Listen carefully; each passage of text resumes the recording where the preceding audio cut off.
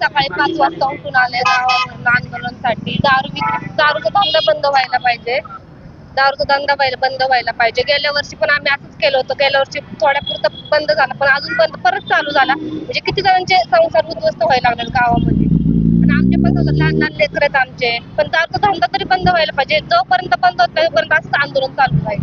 बंद होत नाहीये. जो तो तात्पुरता बंद होतो, नंतर चालू करतात. हे अशी किती वर्षापासून सुरू आहे? आता खूप दिवस झाले खूप सुरू आहे. जसं म्हणतात 2 वर्षापासून त्याचे निवेदन देतो आम्ही. गेल्या वर्षी पण उपोषणाला बसले होते. गेल्या वर्षी पण तात्पुरतच बंद झालं होतं, परत चालू झाले. नेमके काय काय अवैध धंदे म्हणजे त्याच्यामध्ये काय काय येतं? म्हणजे दारू आहे गुटखा आहे, सगळे धंदे चौपत्ते, वाईट मटका, सगळं जुगार, मटका, पत्ते वगैरे बघा पूर्ण.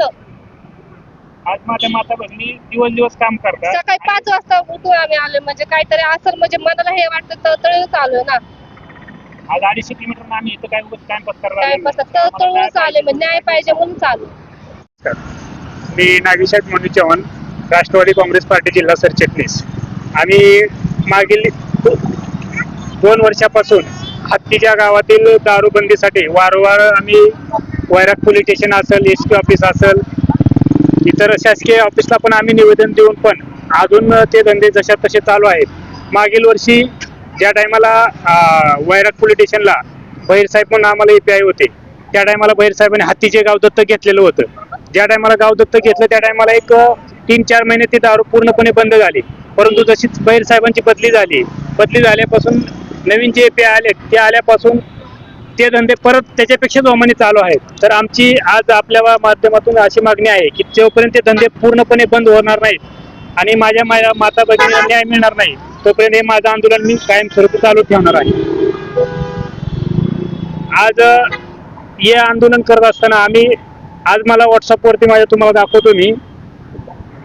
माझ्या व्हॉट्सअपवरती मला धमकीचे मेसेज येतात, अन्य नंबरवरून फोन येतात की तुला बघून घेतो, तू आंदोलन कसं करतो.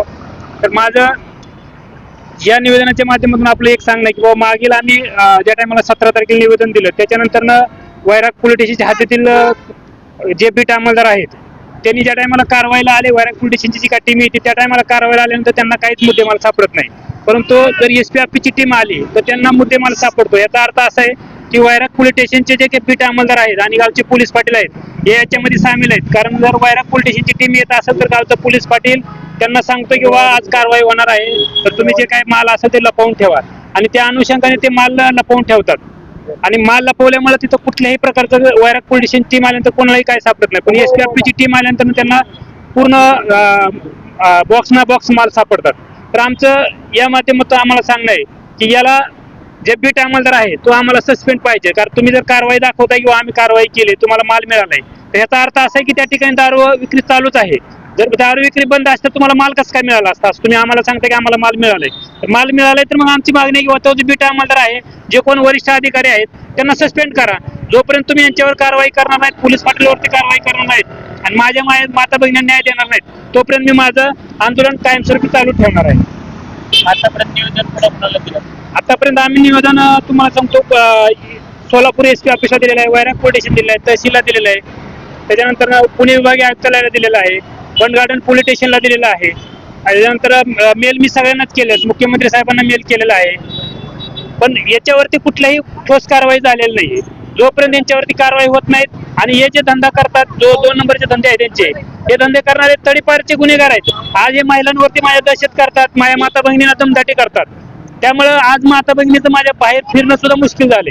तर जे गुन्हेगार आहेत यांच्यावरती कडक कारवाई करून यांना कायमचा मोका लावून पूर्णपणे दारू जोपर्यंत बंद होणार नाही तोपर्यंत मी माझं उपोषण मागे घेणार नाही. गुन्हेगार कोण आहे?